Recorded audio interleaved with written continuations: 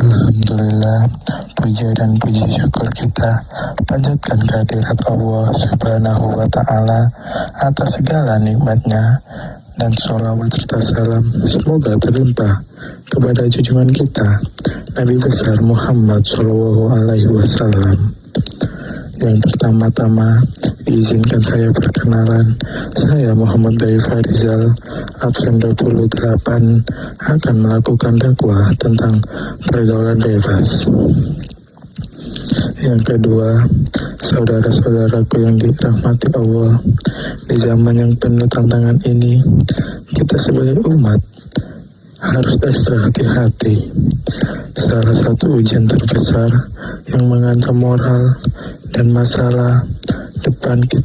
depan kita adalah masalah pergaulan bebas. Pergaulan bebas hari ini bukan lagi isu yang jauh, tapi sudah sangat dekat. Bahkan mungkin mengintai anak-anak dan keluarga kita. Ia adalah pintu gerbang menuju dosa besar yang dampaknya sangat merusak, baik di dunia maupun di akhirat. Pergaulan bebas ini yang didefinisikan sebagai interaksi tanpa batas antara lelaki dan perempuan yang bukan mahram hingga melahirkan tindakan asusila yang mengarah pada perbuatan perzinahan, merupakan penyakit sosial akut yang menyerang fondasi moral dan keagamaan sebuah komunitas.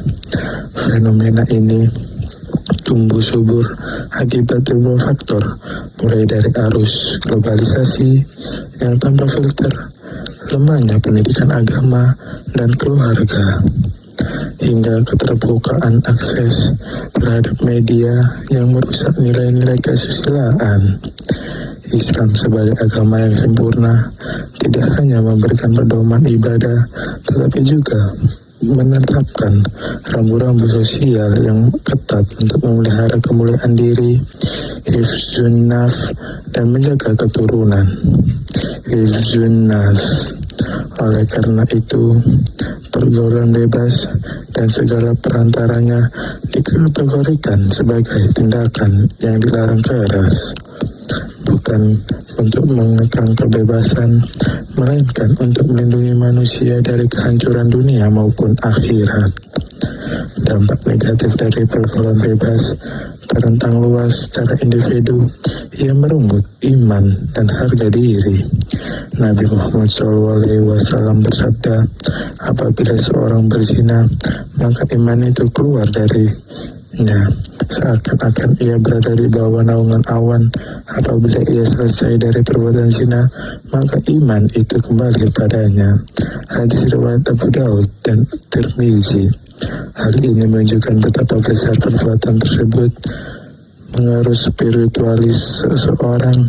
Selain itu, konsekuensi fisik seperti infeksi menular, seks yang berbahaya, dan kehamilan yang tidak kehendaki yang sering berujung pada tindakan aborsi ilegal semakin memengkeruh masalah secara sosial. Pergaulan bebas merusak tatanan keluarga dan nasab, di mana status anak yang lahir di luar nikah menimbulkan kerumitan hukum dan psikologis yang berkepanjangan. Masyarakat pun kehilangan kepercayaan dan stabilitas akibat maraknya praktik kemaksiatan. Landasan pertama, pergaulan bebas dalam Islam berpangkal pada larangan mendekati zina, seperti Allah berfirman dalam surat Al-Isra ayat 32 yang berbunyi, Bismillahirrahmanirrahim, wala taqrabuz zina innahu kana fahisatan wa sa'a sabilan, yang artinya, dan janganlah kamu mendekati zina, sesungguhnya zina itu adalah suatu perbuatan yang keji dan suatu jalan yang buruk. Ayat ini adalah pintu gerbang syariat dalam masalah melarang bukan hanya tujuan akhir zina, tetapi juga semua langkah awal menuju ke sana. Langkah-langkah preventif ini termasuk larangan berkhawat berduaan tanpa kehadiran mahram, sebagai ditekankan oleh Nabi Muhammad yang menyatakan kehadiran syaitan sebagai pihak ketiga dalam pertemuan non-mahram.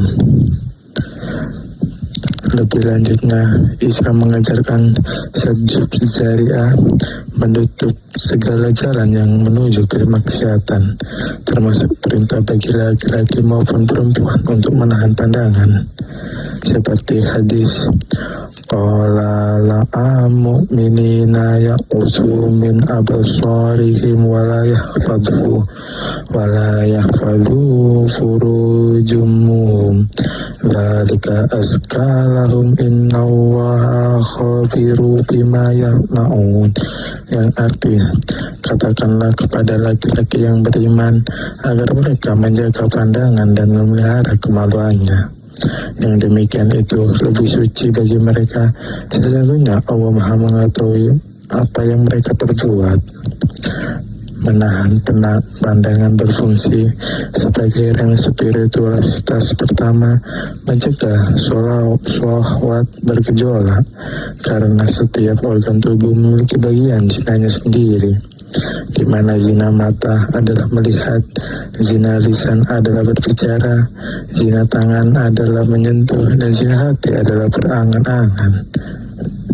Dan kemaluannya yang membenarkan atau mendustakan. Dengan demikian, syariat Islam tidak hanya menghukum perbuatan zina, tetapi membangun benteng berlapis untuk memastikan umatnya hidup dalam kesucian dan kehormatan. Terima kasih. Saya Muhammad Bayu Farizal. Wassalamualaikum warahmatullahi wabarakatuh.